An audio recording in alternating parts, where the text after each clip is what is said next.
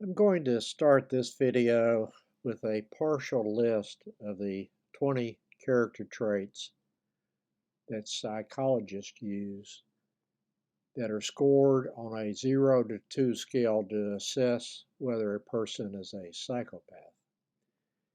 0 indicates that the trait does not apply, 1 means that the trait applies to a certain extent, and 2 fully applies. A psychopath will score 30 or higher. Ted Bundy scored a 39. Here are some of the traits. Superficial charm, grandiose sense of self-worth, need for stimulation, pathological lying, cunning, manipulative, lack of remorse or guilt, shallow affect, that is, reduced emotional responses, callous, lack of empathy, poor behavior controls. That's pronounced P-O-O-R in Southern, poor. Promiscuous sexual behavior, impulsivity, irresponsibility, failure to accept responsibility for one's own actions, many short-term marital relationships, criminal versatility, commits a diverse type of crimes.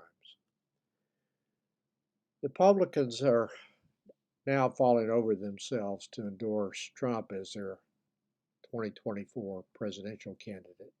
I doubt that Nikki Haley will last much longer, even if she ekes out a victory in New Hampshire.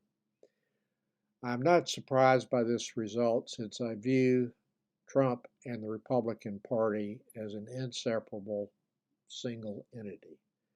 True conservatives like George Will, who find that mind meld unsatisfactory, have left Trump's party. There can be no doubt about that statement in conclusion anymore.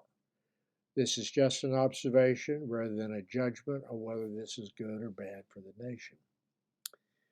The Republicans and Republican-leaning independents who want to give Donald another 4-year term as president cannot be heard to say later that they had no idea who and what he is, since his character, mental condition, and fitness for president have been on display now for 8 years and have been clearly and easily observable by anyone. Yet Republicans support him nonetheless.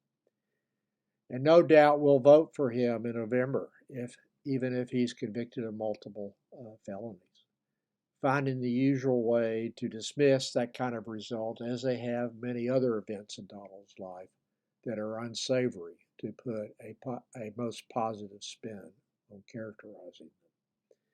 Remember that one Republican senator said a jury verdict in favor of E. Jean Carroll, that Trump had sexually assaulted her, made him want to vote for Trump twice. That sums up the mindset nicely.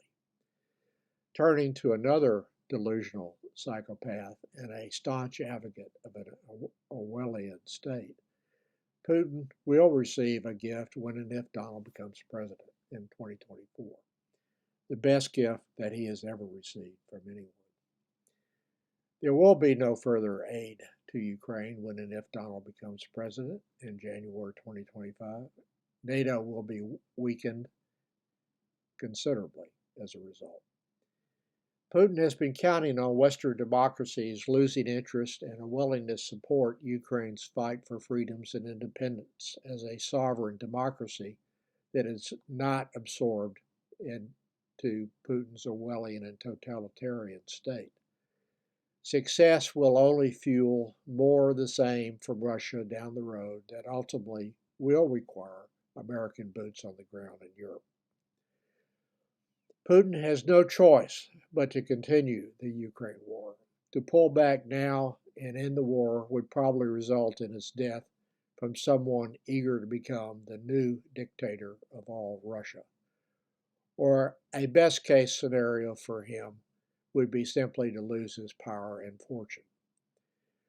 So knowing that to be the case, sacrificing Russia's economy and 1 million or more young Russians is totally inconsequential and irrelevant to him, given the personal consequences to him of failure. Ukraine is successfully now inflicting damage on Russian oil storage and gas facilities using low-cost drones. Russia is a big country, and Putin is unable to protect even critical facilities from long-range drone attacks.